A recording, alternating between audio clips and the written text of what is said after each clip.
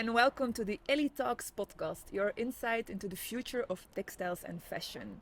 Yes, no, it's not Julie that you hear this episode, but for the special bonus episodes, it's Florence who's taking the hosting microphone. And next to me, I have Amélie, my colleague and community manager for Ellie.Connect. Because today it's summer, we initially planned to do this podcast at the start of summer, but we were both a bit, let's say, not in the mood yet.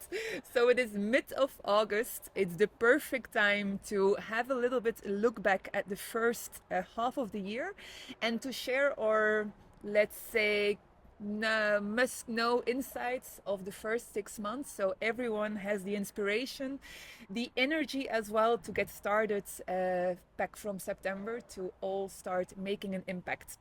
So I would say, Amélie, are you ready for it? I think I am, yes. You have no other choice. So we are going to get into it. We prepared 6 insights for you that we are very happy to share. And the first one, and Amélie, I'm going to let you explain it afterwards, is very obvious one, or not that obvious, maybe for people that are not in the industry, but it's more a saying, and it's that if you want to meet the companies next door, if you want to meet the Belgians, then in our case, you need to go to fairs. What do we mean with that? What do we mean with that? So yeah, we did some fairs this first half year of, in the 6 past months.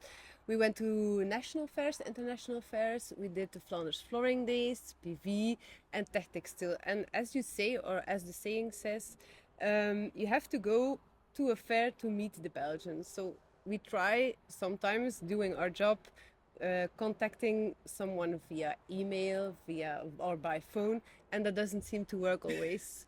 But at the fairs, everyone is there, and you have the opportunity, the chance to talk to them. And what struck me when going to fairs is that it's very obvious that people in the industry really love their product, love the industry, and that they're very willing to connect with each other, to collaborate. And that's very obvious when you go to fairs like that. Yeah, true. I think it's a really good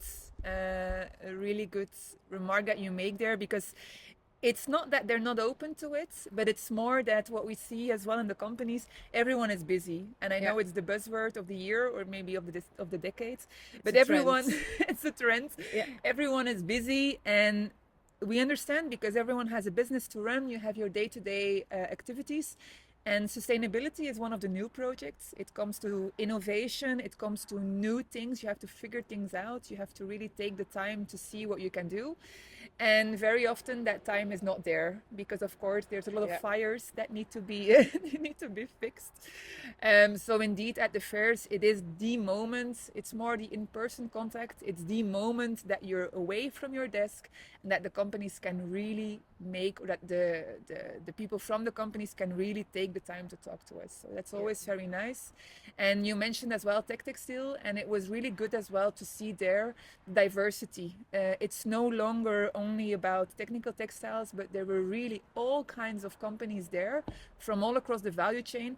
And I think it's a really good idea, because it also shows that the companies, they start to realize the importance of going outside and being there. And it's like what we always say with the little islands, that they realize, okay, for example, I'm an interior manufacturer. I should not only go anymore to the fairs for interior, but I will also meet people that I can work with at Tech Textile or at Heimtex or at the different fairs. So it's really good to see the synergies and a bit the vision that we have with Ellie.Connect of going outside virtually, or then really to the fairs itself, that it's really starting to pick up as well in the industry. So that's good. And also the human contact. For me, it was very nice to have. We have a lot of team meetings, but it was very nice to see people in real life and to have that human contact. Yeah, we have a digital platform, but the hybrid approach, I don't think anyone or one of us would be happy if we only have Teams calls. So it's always good to feel the energy when we meet companies in person. So first one, really go outside, go to fairs to meet your neighbors, but also go outside to really meet the different partners from the value chain, because it's the best way to connect. It's the best way to learn and to really start acting on sustainability. Yes. For the second one, it's also a very nice quote, I think. If you want things to change, you really have to put the effort in it. And I think from our side, being a startup, that's something that we already, I would say it's one of our quotes that we live by the most. Yeah. But what else do we mean with it? I think one nice example of that is our Ellie booth. It's a very attractive booth. It's an interactive booth, but still, if the booth is there without us really reaching out to people, there's not much interest from from people who are, for example, on the fairs. So we really have to go out and talk to people, explain what we do, and then it becomes really obvious what we do, and it becomes clear for them. So, but we have to put the effort in it. It doesn't do it for us. So, and that we do that on a daily basis, not only with the booth, also in our regular job. But that's a nice example of that, I think. And it's not just about, okay, the booth tells a story about recycling of jeans, what it can really do. It's not only about renting the booth out, it's more about the concept of sustainability, what it can be, Yes. Why the companies should act on it, because that's the moment when we get relevant as a company, as a solution provider. And I think it's like you say, so it's been the past 3 years, we've been traveling around with the booth as really a very practical example of what sustainability can be in practice. And it's the saying that you have to repeat things 7 times. Yeah, maybe 8 times. Maybe 8 times, but it's really, really the case. And I wouldn't say it's because of a lack of interest. I think it's more as well because it's not really knowing, being a little bit hesitant because they don't know what exactly it means. I don't like the word sustainability a lot because it's a very fake concept and it's for everyone different. It means something else for me as a consumer than that it would mean to a company that is a manufacturing company. So I think there as well, it's really about bringing the message time after time, so the companies can start to understand and then can start to see the possibilities and personalize the message. And learn and see what can I do with the message that they are bringing. So I don't think that we will stop that we will stop in the near future with traveling around or with the effort, because it does give an impact and it's the only way how you can really get things moving by doing it. I believe so too. So if we keep repeating, it's for your own best. Okay, the third one is that I think it's a learning from the first 6 months, but it's a learning from the entire time that we've been working in the sector now, that it's an industry full of dedication and innovation, and it's really an industry to be proud of. Yeah. The best example of what you're saying there is the podcast for me. We had a lot of very interesting, inspirational people on it, full of energy. And what stuck by me was the fact that they always have a very strong vision, a strong story, and a very strong mission. And they stick by it and they do everything to accomplish that mission. So that was very inspirational for me to see all those guests on the podcast who have their dream, who have their goal and go for it and just do it. That was it's always nice to see you sometimes, because I do the editing of the podcast as well, and then in a startup you do need to be a bit multifunctional. I often notice that I start smiling when I'm editing, just because you feel the energy. Then it's with Julie as well as a host, and you feel the energy of being passionate, being really. It's not always the entrepreneurs themselves. It's very often also just employees within a company, but they take ownership of the projects that they're doing. And it's always with such an enthusiasm that they're talking about what they're really doing in practice. And it's like you say, it's something to be proud of. It's stories that need to be told as well, because we can all learn from it. And often I need to to be careful not to shout to everyone, like, you really need to listen to the podcast because it's super interesting. It's really what you need at the moment. But it really is, because there's no manual. There's for no one for no organization we can tell them exactly this is what you need to do. But they very often underestimate the value of listen to that company's story. Listen to the one who's been where you are today and learn from it, but be open. And also there, it's the strong thing is we had guests from diapers, we had guests from lingerie, from interior, from recycling, so diverse, and still they're all the same. They're all have the same they all have the same vision. They all have the same dedication, challenges as well, and it's really like open up for the stories that you wouldn't normally listen to and learn from it. Yeah, that's true. So, and it's again, but if you're already listening to this, then we're already fan of you.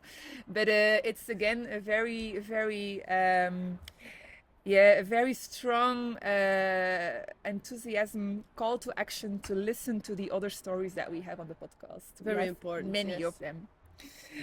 And then one that we were talking about, I think it was one of the first things that we were talking about when we were discussing the insights that we wanted to include in the podcast.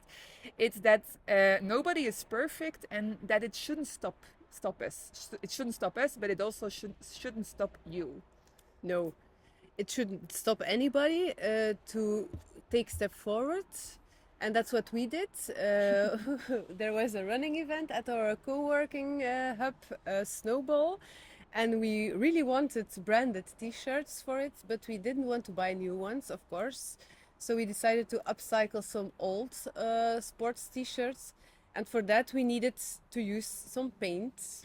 And while we were painting them, we were asking ourselves, oh no, will people react on it? But because we are using poisonous paints. But then again, poisonous paint. Paint that is not so very good for the environment.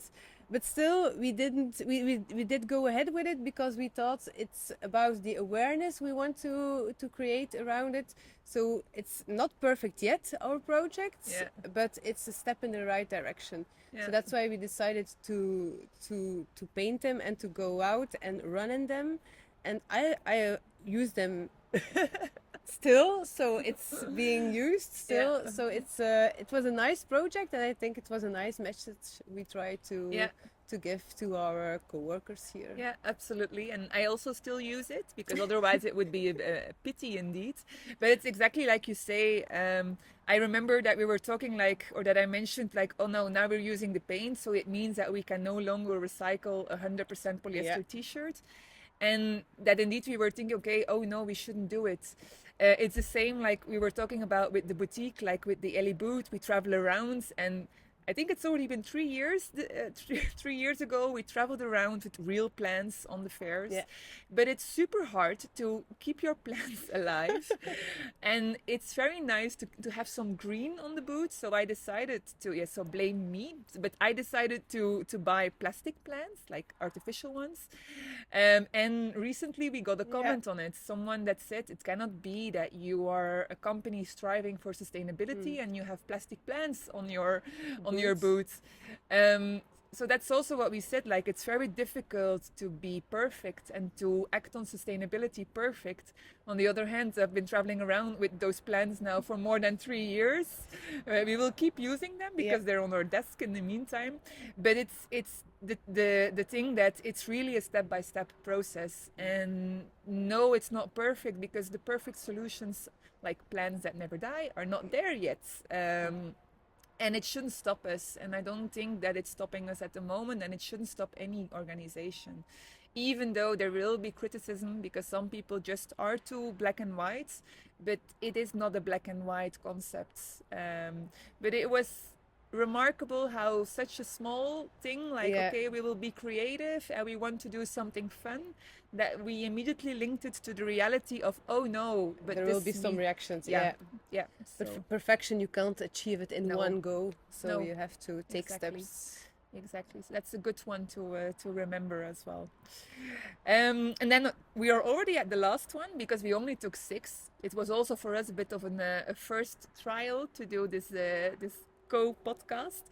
But our last one I also very much like. It's that circular collaborations something that we do, that we facilitate as well with Ellie.Connect often, is a bit like dating. But what do we mean with that?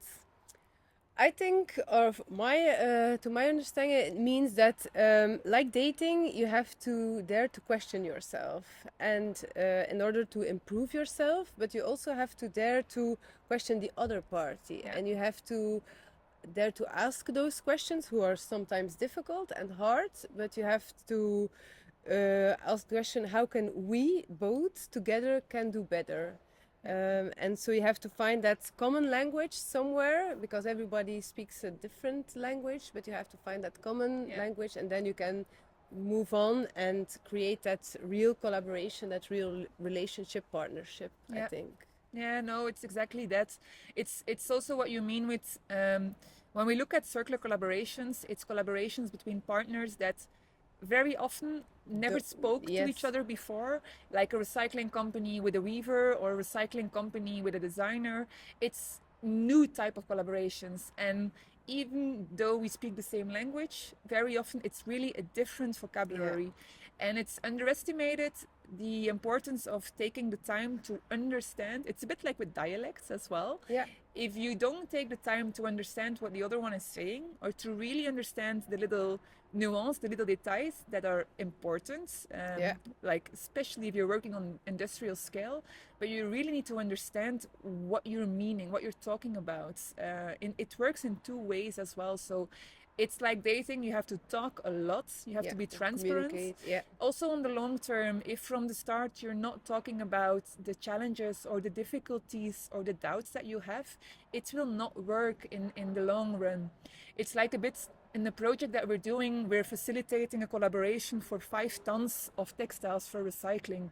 If there something goes wrong in the preparation process for the recycling, we end up with 5 tons of textiles that several companies have worked months on to collect, to sort in the right way. We end up with a pile of textiles that are no longer suited for the recycling process. So it's such an intertwined value chain, and it's so important from the start that you really talk, get to know each other.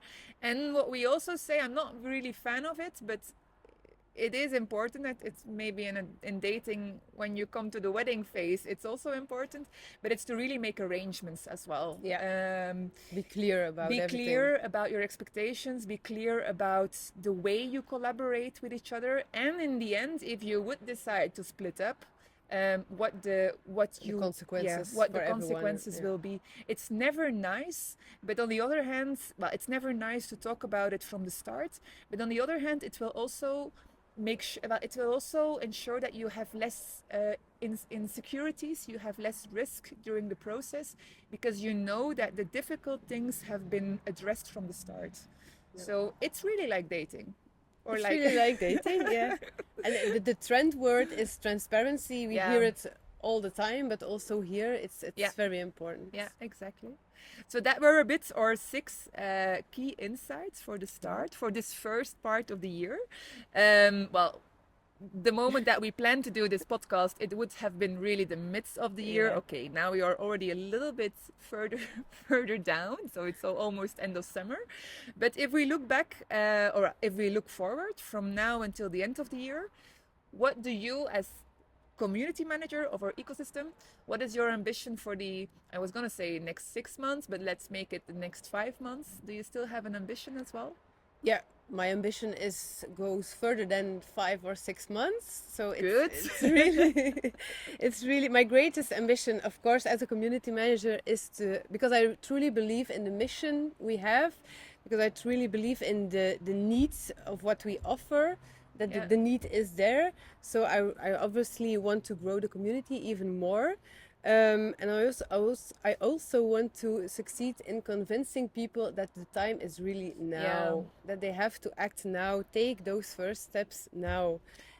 That I think that's very important. And then above all, I really want to increase member engagement also, because I dream of a very close-knit community like we have on our Ellie breakfast events. There you see that transparency, that collaboration, that's really there. So have a really close, very close community with people who are there for each other for whatever Yeah. the other party may need. Yeah, and even make more matches between the Yeah, community. yeah. It's a result of having an interactive Very ecosystem. interactive Yeah, that ecosystem. if Yeah. we have a certain challenge, that the members as well really help each other. Yeah. Because today it's really us who are doing the matchmaking, we are scouting, but there's still so much untapped potential from the members that feel the need or the desire to help each other. I think Yeah. then we will really be able to do something. Yeah. That yeah, I would say I would fully align. Yeah, with your what, ambition. I would fully align with what you're saying. I think a bit the same. We're for international growth. I think it's super interesting to see what is happening in the other countries and how similar it is to what our members are doing here. And I think we often forget that in Belgium, even though we often say, oh, it's not going fast enough, we're not doing, well, the companies are not doing enough. We, compared to the other European countries, we are already doing a lot. And I really see that we can share a lot of insights and expertise with other countries. So in that way, it would be really, well, I would really like it that we create even more international synergies. Like that we create, and it can be virtual, like virtual roundtables where we really bring partners together. So not only within one country, because especially for Belgium as well, it's just too short, too small as well. Yeah. But that we can even do more in terms of international connections. I think that I would really like. And then we have a few of the, it's always been my dream that we have a possibility to get an alert when we have a match that has been made. Oh yes, that would be nice. Yeah. Or because it's a question that we often get, like, yeah, how many matches have you made? Yeah, we receive already a lot of questions, but we don't have a button yet on the platform that says, okay, match has been made. Match has been made. So I'm really dreaming of a kind of notification on my laptop that says, ping ping, new match has been made. It's a bit a dream that I have. Let's see how we can make it just do it, a reality. just create one. Yeah, but the first step there would be towards our members as well, that if you have connections thanks to Ellie.Connect, let us know, because you have no idea how happy you make us. If we get an email saying, hey, I just had a meeting with this one, thanks to you, really let us know, because we love those kind of emails. And then, or we have notification, or I hang a bell in the office. So every time we get something like that, then I can ring a bell. I'm pretty sure that would make my day. Yeah. So that's a bit my ambition. Let's go for the bell by the end of the year. Yeah, the bell should be possible. Yeah. All right. So that was our first collab episodes between for the Ellie team. Is there anything else you want to add? I don't think so.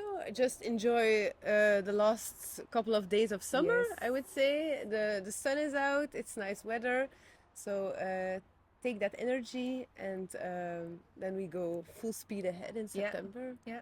And know that whenever you don't know it anymore, that you can just call Ellie. Reach Ellie. You can Ellie, and Amélie is Ellie, Florence is Ellie, Julie is Ellie.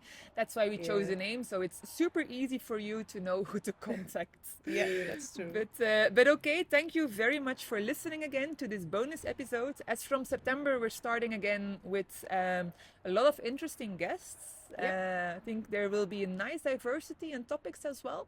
So subscribe if you haven't subscribed yet, and if you also want to make us smile, then give us a rating, because then as a podcast as well, we will get higher in the ranking, or we get more reach. But thank you for listening, and next month we will be back with another very inspiring story about the future of textiles and fashion. Thank you. Bye. Bye.